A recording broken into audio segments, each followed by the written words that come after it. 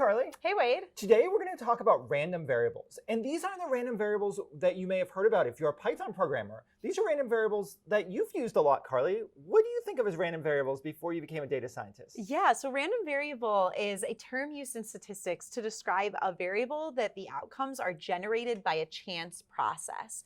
So we've worked with a lot of data in this series, and we have variables which are basically just columns in Python. Like we might have a variable that gives a list of heights.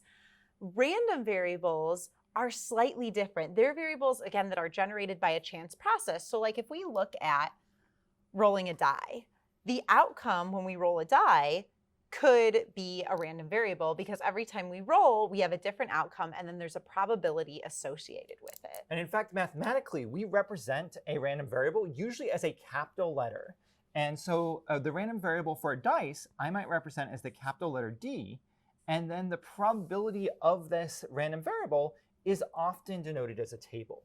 So we can talk about the outcome of D and then the probability of that outcome. So the probability D is equal to some value. So if the outcome of the die roll is 1, 2, 3, 4, 5, and 6, what's the outcome of rolling a 1? 1/6. 1/6. And that's the same outcome throughout all of these rows. So this is one random variable, but we can represent any random event as a random variable. So for example, I have a deck of cards here. And in this deck of cards, I can have a deck of cards that's the random variable C, and I can have the probability of each individual event inside of that deck of cards. So I can talk about the Queen of Hearts, for example, and the probability that the card is equal to a given value is 1 out of 52. So but you commonly use a single letter for almost all variables.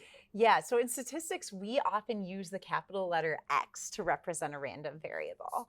And we just talked about random variables that are kind of related to, I like to think of them as games of chance, like rolling a die, drawing cards out of a deck, flipping a coin is another one.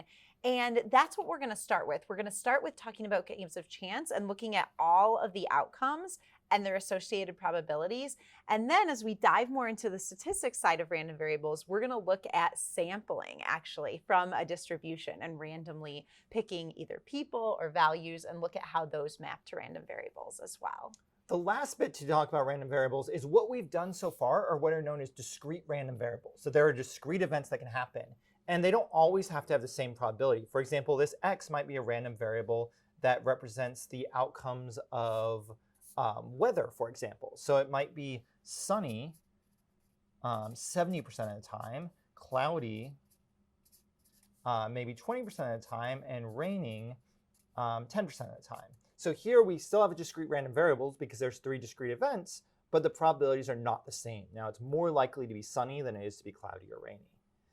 The other side of random variables, if we don't have discrete random variables, are something called continuous random variables. And continuous random variables are going to be represented with a formula that you can plug in a value for X.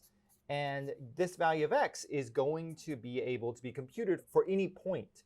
So we think of something like the normal distribution, where the normal distribution has different points where we can talk about the probability of being at some exact point on a continuous line where there's not certain discrete events. So we're going to dive into continuous and discrete random variables more, but that is a quick intro for you.